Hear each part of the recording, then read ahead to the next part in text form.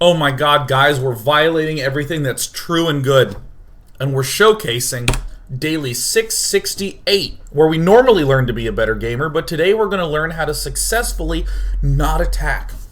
I feel like I'm CNN, and I've finally hit the day where I realize, oh god, just air a cat video at 6 p.m.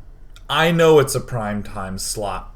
That's how I feel emotionally about this strategy. But rationally, it's a solid, effective way to play, particularly on maps where we can cut down on the total number of expansions a Zerg player can get. 2-player maps this works very well on. 4 players, it would struggle, but here's the position that we are in.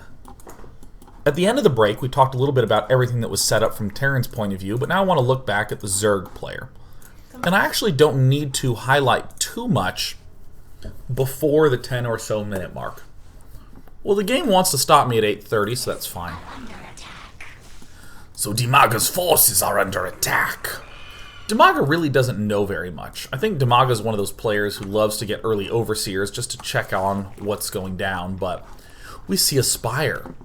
We see drones. We see 1-1 upgrades en route. Drone count is at 53 at the 9-minute mark.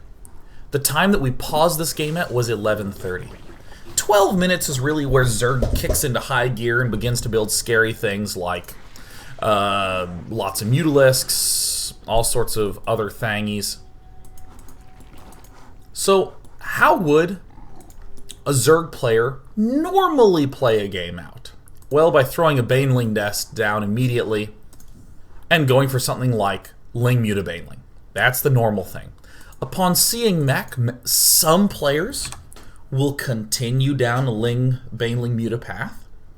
Maybe because they think it'll work. Maybe because they don't know any better.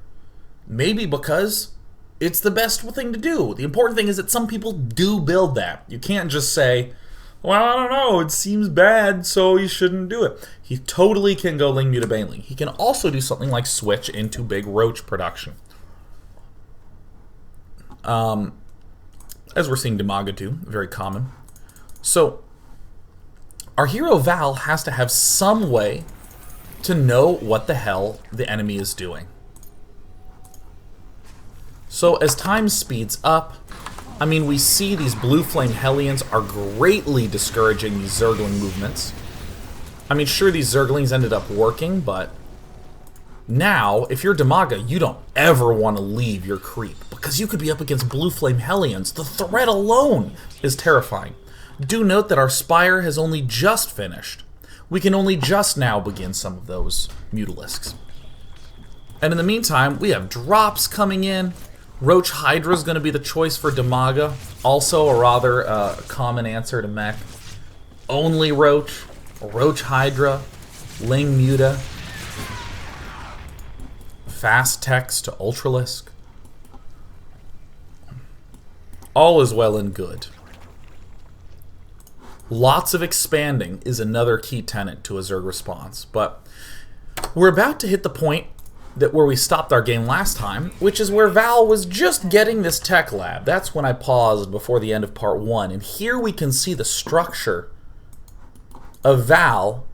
Doesn't seem to have a lot of huge defenses yet, but it didn't really need any. Now is the time where Val really needs to have anti-air defense, 12 minutes. He needs to have anti-big roach, big Hydra attack defense. And here, this movement out to the sensor tower is tremendous. It even gives us a little bit of leeway in repositioning our stuff. Suddenly, our Hellions, all our extra minerals are going into those. And we're just trying to keep our opponent distracted while we get our defenses up. We got a Thor coming out. We got a Raven coming out. Anti-Mutalisk tools. We're starting to build turrets in each of these mineral patches. Not early. We waited for 12 minutes to pass by, because that's the earliest possible threat of mutas if we see a third base. If we didn't see a third base, we would actually be getting turrets much more quickly. But you can see very clearly how our mineral units are functioning. We get them temporarily to be like, dude, are you going to attack me? No? Okay, I'm going to attack you. That's what our mineral units do. All the rest of our gas stuffs parks its ass here. Add-on complete. So we have some nice two-pronged pressure. Still no big attacks going down.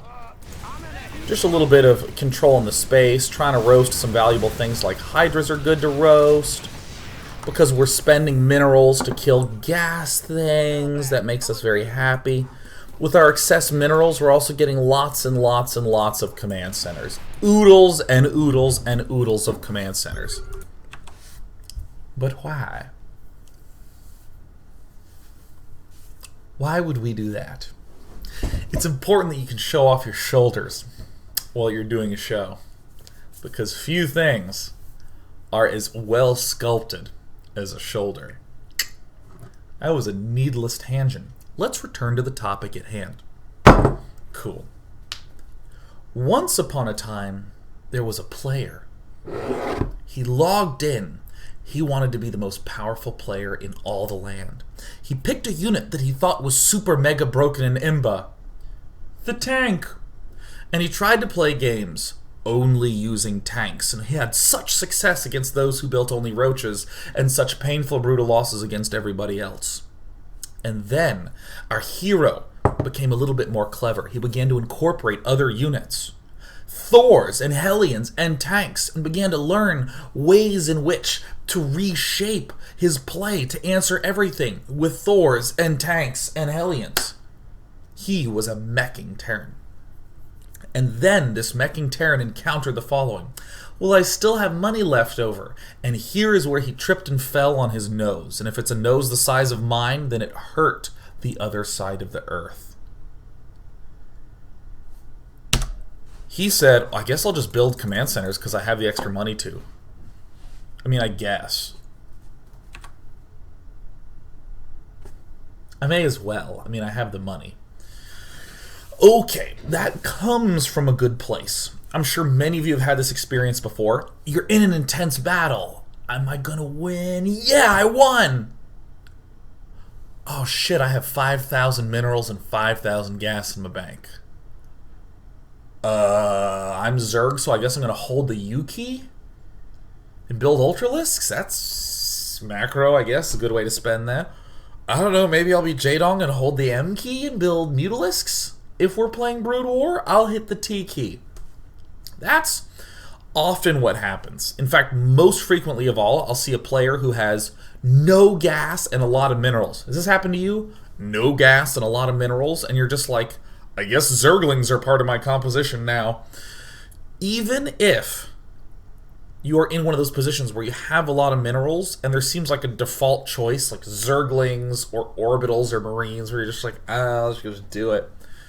Please make an effort to consider the best possible choice and make sure it is a strategic consideration, that it is a long-term consideration, because anything that you make into a building is going to be with you the whole game.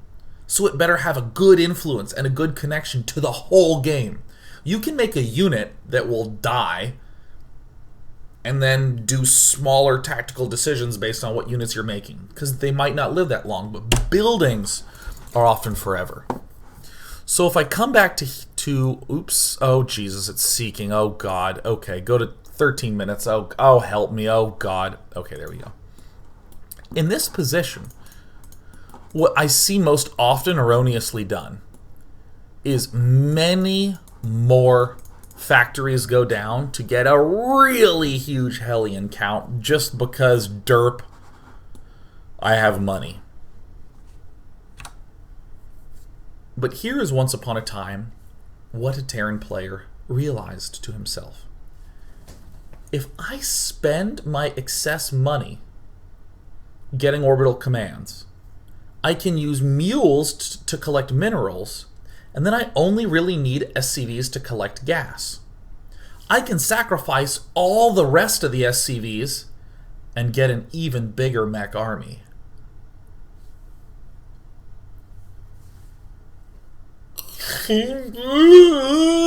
That's so dope.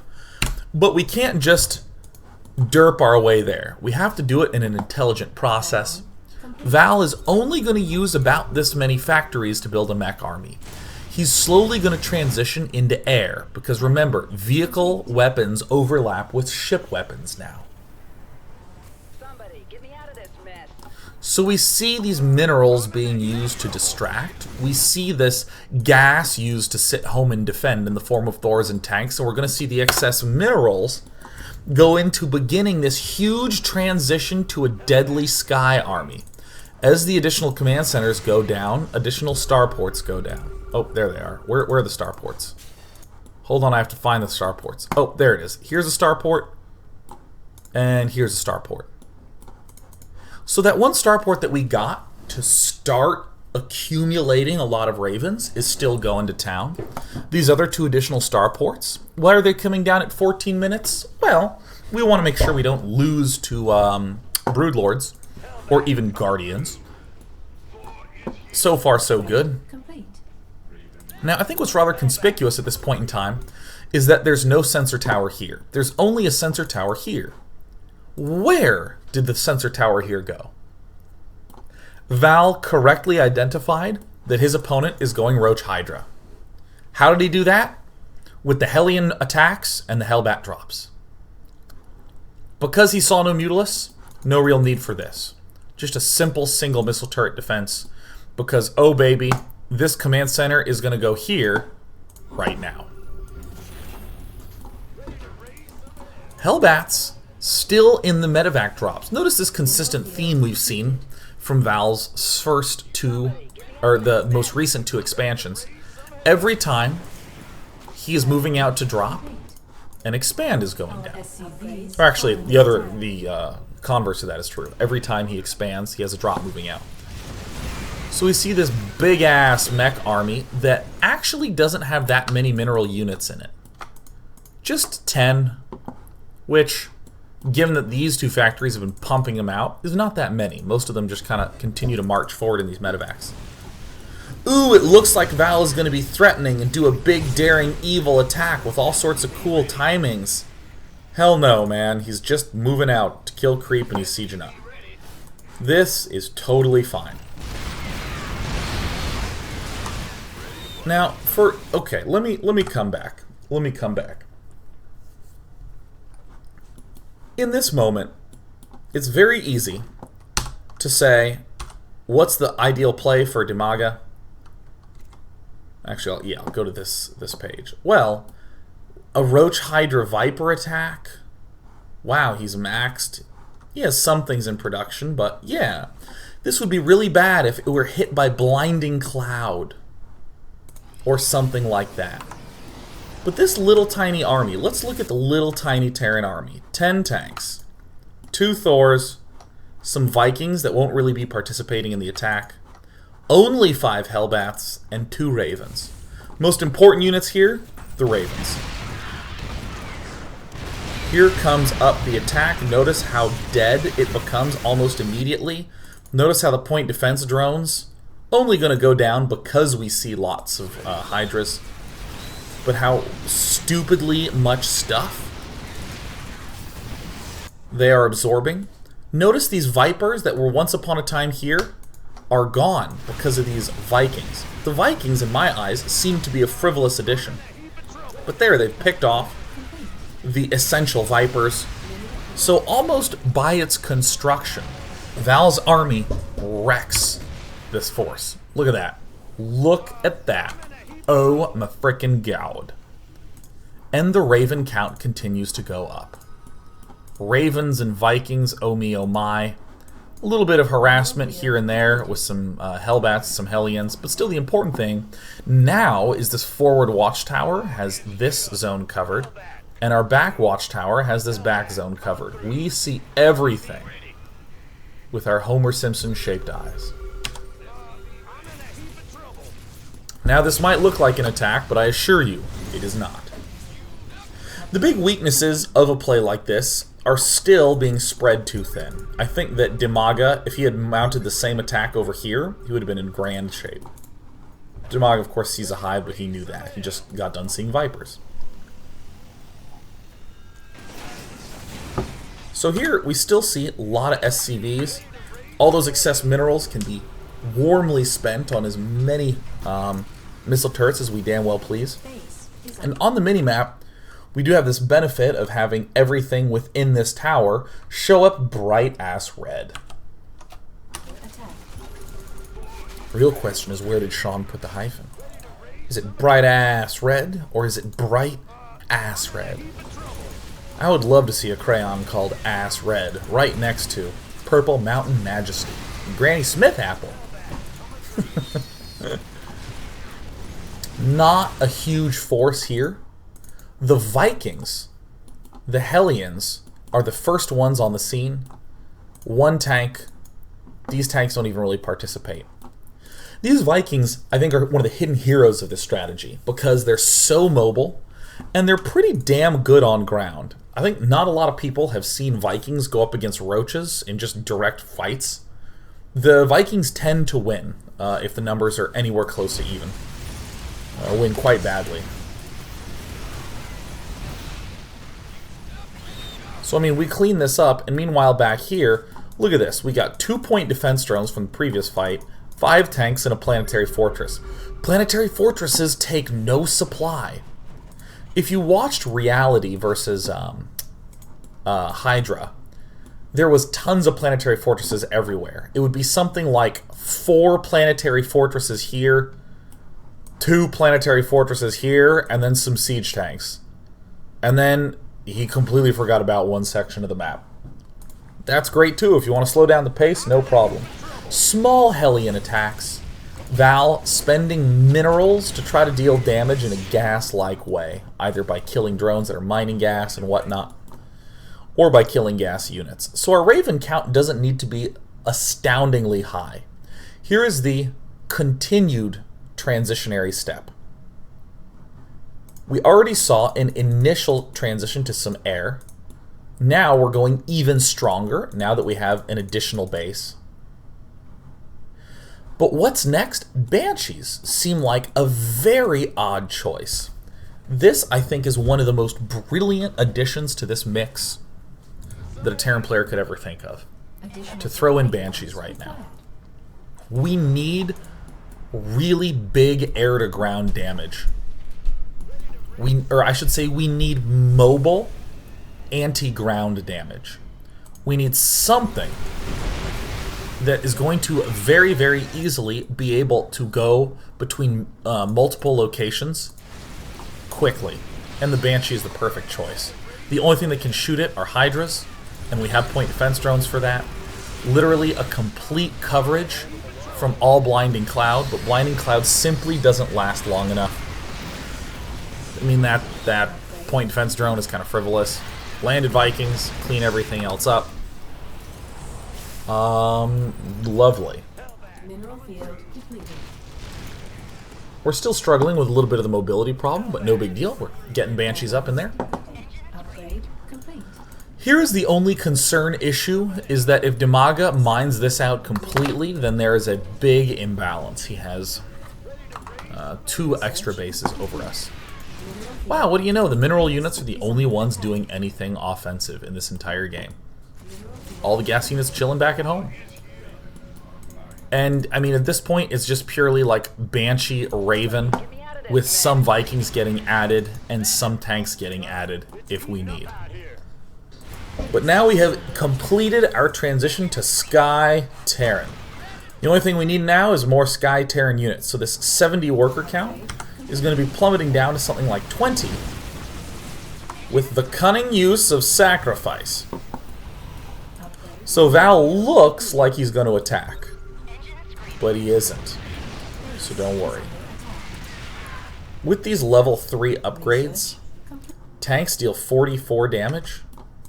Locusts have 65 life.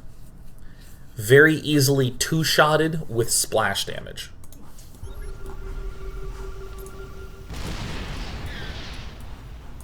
So these tanks are just going to functionally kill the endless stream of stuff.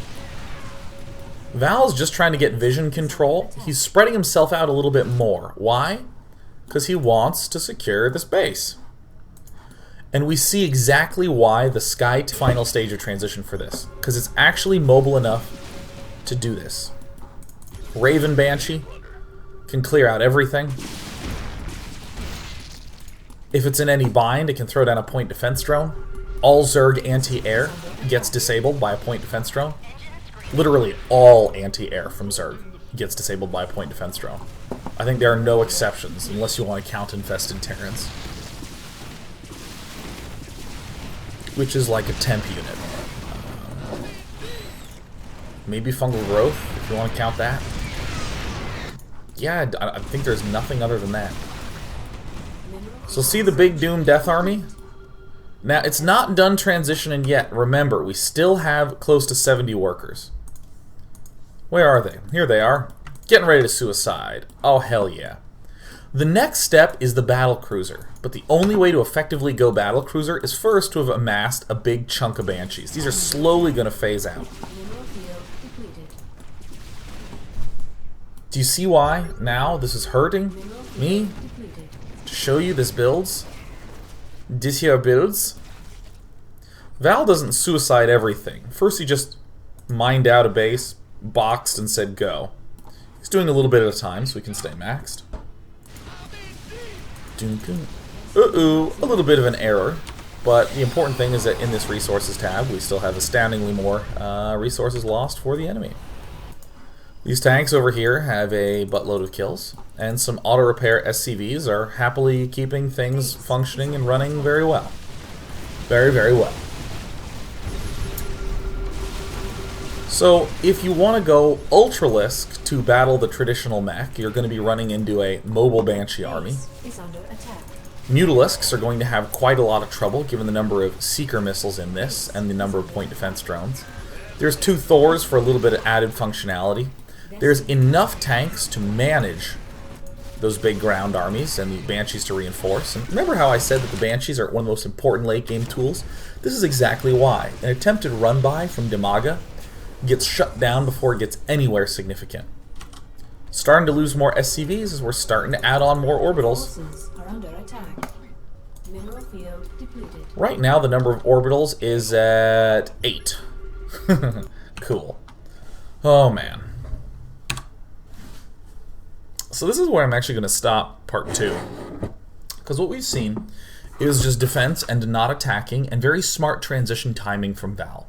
If you consider the pace that he is completing the tech tree, it's very, very, very fast. But again, that fundamental ideological RTS gamer in me is like, no, the best strategies involve attacking. But here, this is a good strategy, and it involves no attacking. Just good positioning.